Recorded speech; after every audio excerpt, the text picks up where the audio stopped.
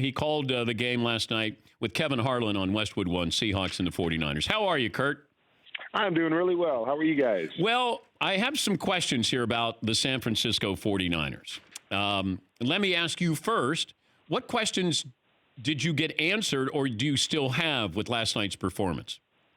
I would say the question I still have is about their quarterback. When we're talking about Jimmy Garoppolo and just saying, okay, you get in a game like that where you're not running the football and you have to carry your team and you've got to make throw after throw. I mean, you can put it in overtime and you give them 3 straight throws and we go, 0 for 3 there. Or, numerous times you get a 10-point lead and numerous opportunities to kind of drive the football down and make plays. Now, I know he had one ball that was in the hands of a receiver that ends up getting intercepted, but I just didn't think he was consistent enough and haven't seen him consistent enough throwing the football to think, okay, when you get into the NFC playoffs against a good quarterback week in and week out, that you'll be able to beat those guys if other things are shut down, and specifically if the run game is shut down. And so that continues to be the biggest question for me with this football team. I still think they're a good football team. I mean, they shut Russell Wilson down for the most part last night. You just can't give him that many opportunities or he's going to come back and get you.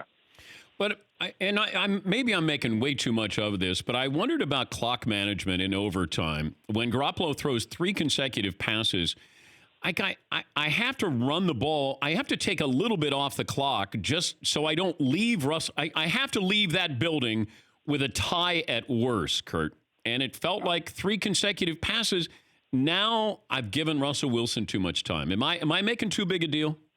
Absolutely not. I said the same thing on the broadcast, is that obviously you want to get points and win this game. You don't want to settle for a tie. But I'm with you. Worst case scenario, you have to get a tie. I was really surprised that they didn't come out with a draw or a screen, something that you complete. And as you said, you try to get the yards, you try to get things going. But worst case scenario, you can take 40 seconds off the clock.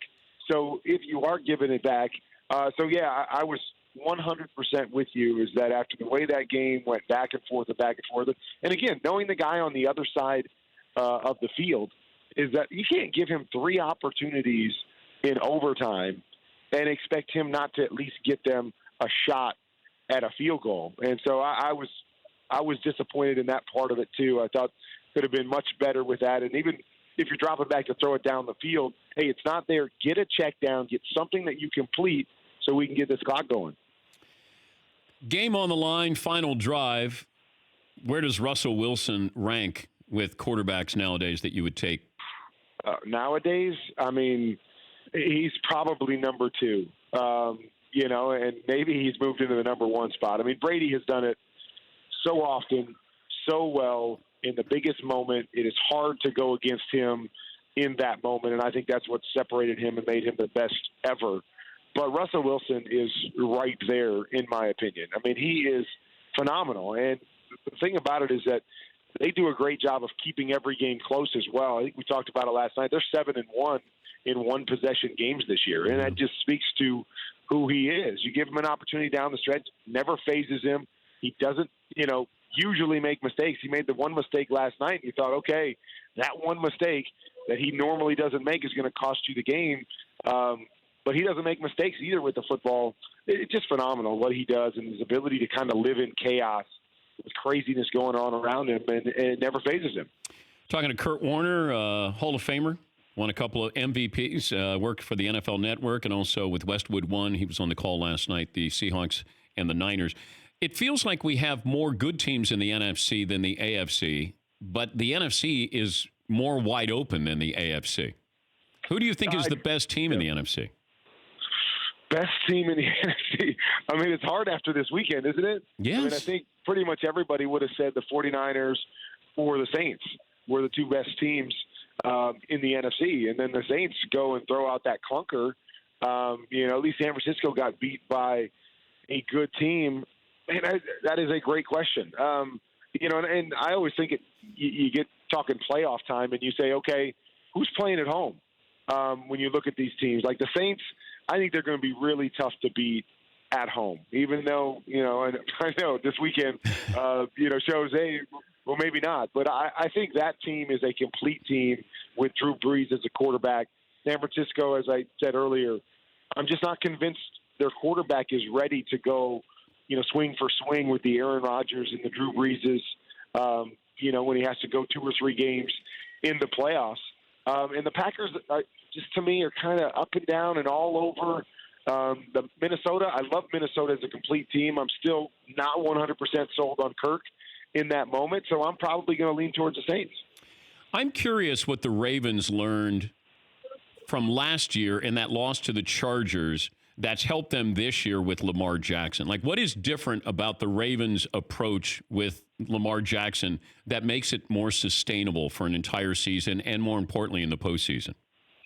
I don't know if they've, learned anything. I mean, I think the bottom line when you look at the Ravens is if they can play that way an entire game, meaning they don't fall behind, they don't panic, they don't struggle with that, early and get away from it. I think they can sustain that and have opportunities to win every game. They can control the clock, can run the football. Their quarterback is dynamic in the run game.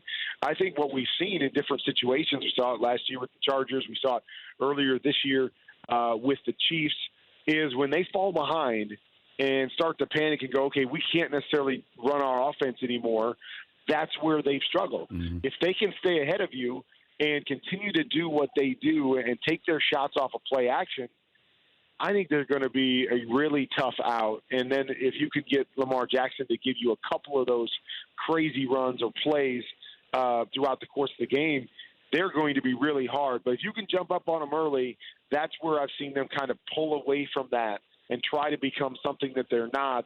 And again, Lamar has been great.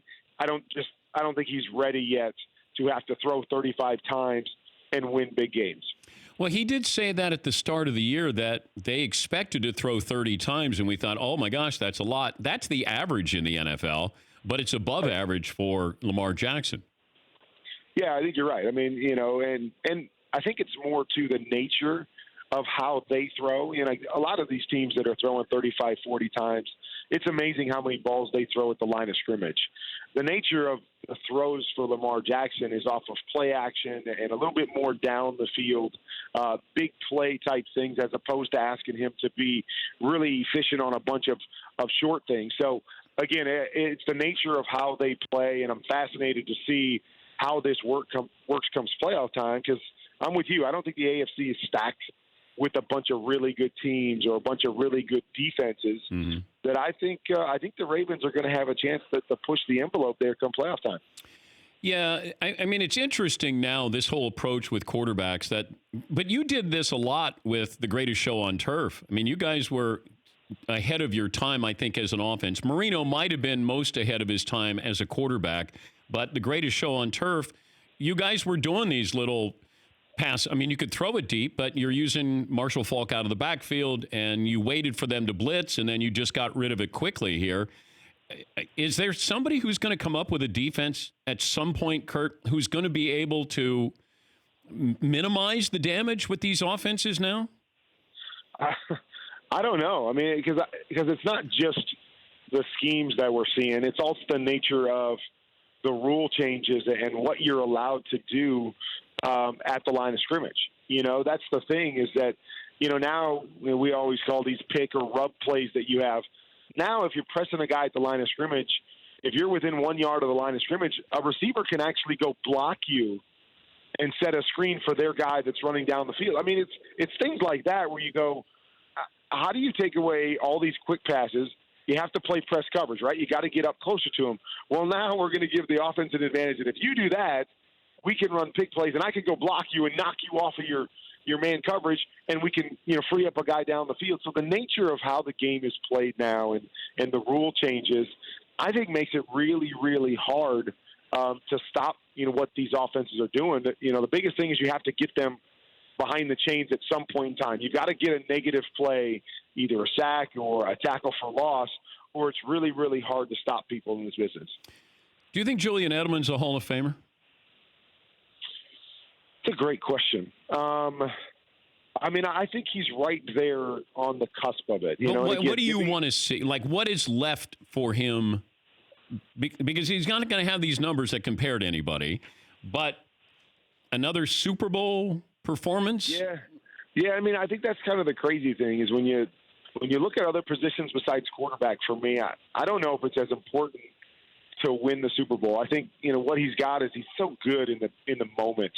I don't think he gets enough credit for who he is. I probably just need to see 4 or 5 more years where he's healthy and playing at that same level and making those same kind of plays, because I do appreciate all the little things that he does and the way that he plays the game. Maybe not as flashy as some guys, and probably why we don't have him up there quite yet. But he's been so good in big moments, which I think always should catapult a guy closer to that Hall of Fame status than just putting up numbers. Julian Edelman at his best, Odell Beckham Jr. at his best. Who do you want as a teammate? I'm probably going Julian Edelman because I just like the nuances of how. And again, I think I look at those little things that separate a guy or can make it easier on a quarterback, and I think he does all of those things. So, I'd say right now I would say Julian Edelman until I see more and more consistency from OBJ, even though he's extremely talented, as we all know. I'd probably go Julian Edelman. How do you shut up a receiver who comes back to the huddle and tells you he's open? All you do is you continue to perform. That's what I realized in all my time playing with great receivers, is that you've got to earn the respect of these guys, that you're doing the right thing with the football, that you're going through your reads and you're throwing it to the right guy. That's the key. And with that comes success for your football team. The hardest thing is when you're not having success and you're not completing footballs and you've got a talented guy that thinks he's open every play. There's not much you can do to shut him up, because they're going to keep coming back and going, hey, we're not being successful. Throw me the football. Throw it to me. I'm open. I'll find a way to make a catch. If you're having success and you're doing the right thing with the football and you're throwing it to the open guy, I think every great receiver realizes, okay, I can't really say anything because he's playing good football and we're playing good football even if I'm not touching it. You consider yourself more of a Ram or a Cardinal? It's a great question. And I would probably say a Cardinal, as strange as that is, with as much success and, maybe, the best years of my career being with the Rams. But I think a lot of it has to do with just where I ended. The fact that, I ended with the Cardinals. I'm still more connected with the team and the front office and stuff there. I still live in Arizona. Again, hard to say because I love both organizations and both of them were, about equal for my career. I would probably say a little bit more with the Cardinals. Good to visit with you as always, Kurt. Love putting you on the spot there. It's like, I'm like that blitzer you don't see. I just, trying to be sneaky. I see him. All right, Dave. Good to talk to you. Thank you, Bob. That's Kurt Warner. For more Dan Patrick Show, tune into Audience Channel 239 on DirecTV. Stream for free on BR Live or download the Dan Patrick Show app.